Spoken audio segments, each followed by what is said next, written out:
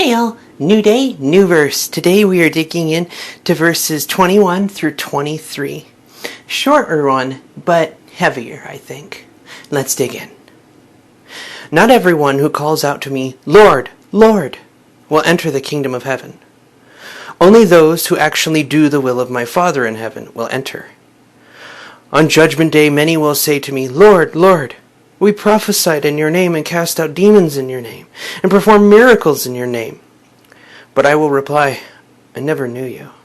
Get away from me, you who break God's law. And reading this verse over, it made me think about Paul in the 1 Corinthians 13 area about love. If I give all that I have to the poor, if I live and die as a martyr, if I do all of these things and I don't love, I have nothing. If I do all this greatness but I don't love, I am nothing. And I think we get a lot of that idea, the core of it here. Casting out demons, that's cool, but that's not what gets you in. Giving out prophecies and them coming true, still not what gets you in. Casting out demons, breaking down the walls of the enemy, isn't necessarily what gets us in by casting out demons. Many miracles in his name, he still says, I never knew you. Get away from me, you who break God's law. And that last little bit there, who break God's law, I think is the crux of it.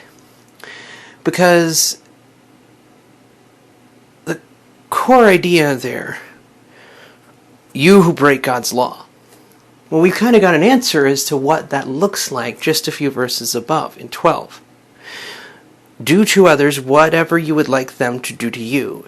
This is the essence of all that is taught in the law and the prophets. So it looks like God's law is not about casting out demons or working miracles or anything like that. It looks like following God's law is more setting in stance of right relationship, which is righteousness. Abraham's declared righteous before God. We are declared righteous, set in right relationship with God, by faith as well. Faith that He will fight these battles.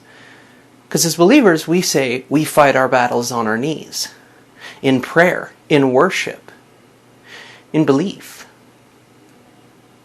Means it may look a little different. Especially in this doing versus being world, it's a little hard to wrap the mind around the fact that, the doing that we're supposed to be doing should look more like setting all those relationships right. God points out way earlier in an earlier chapter about anger that if you have something with a neighbor or a brother, to leave your sacrifice at the altar and go fix the relationship, then offer your sacrifice. If we do all these wonderful things like casting out the poor and miracle new city up and everything like that, but we don't love, we don't put others first, we don't live in a way that recognizes all people are on an even level. No one above, no one below. We're all on an even keel as image bearers. Treating others like that everyone is worthy of dignity as an image bearer, love as a creation of our Abba Creator, and tended to by His mighty hand and in faith. So I think the core of this idea here about true disciples is that if we want to call ourselves true disciples, then it's not a matter of what we're doing in the how we change the world sense. And it matters more about doing the little things that God directs us to do as He changes it.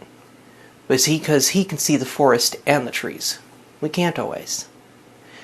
And that's where it becomes, I think, a deeper issue or a deeper option of faith. One that I hope that we can start moving toward. I will see you guys tomorrow for verses 24 to the end of the chapter. And in verse 29. I'm looking forward to it. May His favor be upon you. And for those who were wondering, the injection went well. 3 hours of pain relief to where I could walk without wincing. It was amazing. God is faithful. It may just not always look the way we expect it to. Such is the joy of trust. I'll see you guys then. May His favor be upon you. God bless.